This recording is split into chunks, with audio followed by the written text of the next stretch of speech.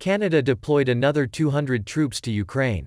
A few hours ago, a Canadian military transport plane took off from the UK in the direction of Lviv, on board of which, according to Ukrainian military sources, there are about 200 more Canadian servicemen and various types of weapons.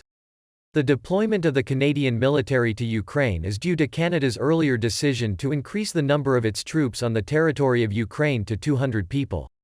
A Canadian transport plane arrived in Lviv on a flight from the UK. We remind you that they are increasing their military contingent to 400 people, as well as increasing technical and financial assistance to Ukraine, reports the Telegram channel, Operational Armed Forces of Ukraine.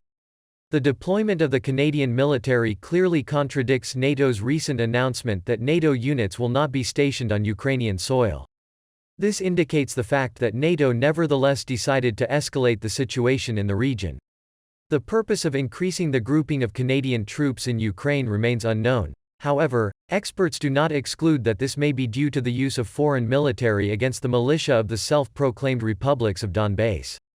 We are clearly not talking about guarding any military facilities of the armed forces of Ukraine or training the Ukrainian military.